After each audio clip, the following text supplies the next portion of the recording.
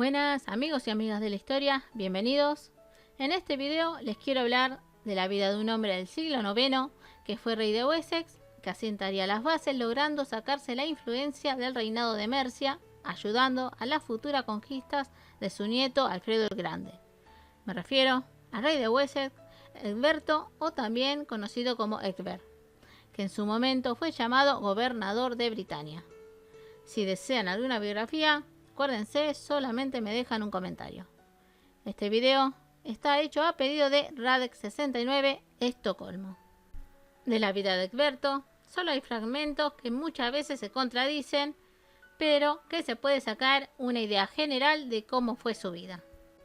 Egberto nació entre los años 770 al 775, en el reino de Kent. Se discute mucho quién fue su padre, pero la mayoría de los historiadores coinciden que fue Edmund de Kent, siendo este rey de ese lugar, y de madre desconocida. Es posible que también tuviera una hermana llamada Alburga. Su padre reinó solamente en el año 784 cuando fallece. En ese momento, el rey de Mercia era Offa y en Wessex, Cinebulf. Offa se quiso anexionar el reino de Kent, por lo que se cree que en el 785 Egberto huye a Wessex.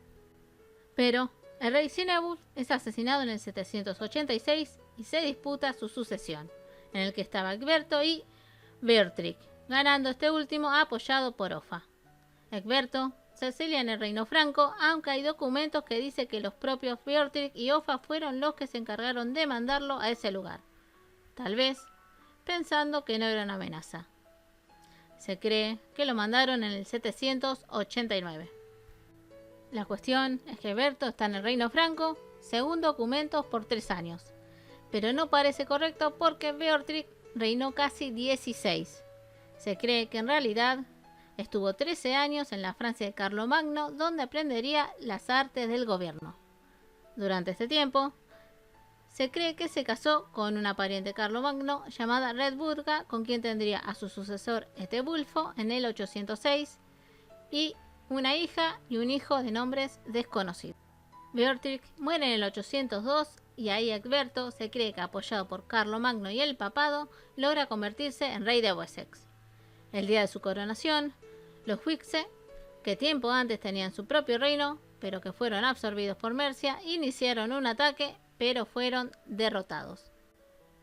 De los 20 años posteriores, no hay documentación, solo el nacimiento de su hijo en el 806 y que en el 815 hizo una incursión hacia el oeste en el reino de Dumnonia o Gales del Oeste, actualmente Cornualles. Se cree que Egberto no tuvo problemas con Mercia ni otro reino y que se ocupó de fortalecer Wessex. En el 825 asoló nuevamente Gales del Oeste y el entonces rey de Mercia, Beorhulf, sabiendo que Egberto estaba en Dumnonia y por miedo a la inestabilidad política que causaría Egberto, decide atacar, produciéndose una de las batallas más importantes que transformaría el panorama político del momento, la batalla de Elendum, actual Browntown. Esta batalla la ganó Egberto y marcaría el principio de la dominación por parte de Wessex y fin de la dominación por parte de Mercia en el sur de Inglaterra. Luego, los hombres de Kent, Sussex, Essex y Surrey se sometieron a Egberto, aunque no formaron parte de Wessex. En Essex, Egberto tuvo que echar al rey Sigeredo. Luego de esto, el reino de la Anglia Oriental pidió la protección de Egberto porque sabían que Mercia en algún momento los iba a atacar. Y así fue, en el 826, Beorhulf invade Anglia, pero resulta muerto. Su sucesor, Ludeca, vuelve a invadir Anglia del Este, pero esta vez con la ayuda del arzobispo de Canterbury en Kent. El arzobispo estaba descontento con el gobierno de Egberto, ya que emitió su propia moneda, cambiándola por la del arzobispo en Canterbury y Rochester. Mercia perdió, gracias a la ayuda de Egberto, demostrando su poderío. Como venganza por lo que hizo el arzobispo, Egberto incautó propiedades. En política interior, realizó grandes reformas, reorganizó el ejército, la justicia y educación, fundando grandes escuelas para los hijos de los nobles y de los libres y ricos, y fortificó más ciudades.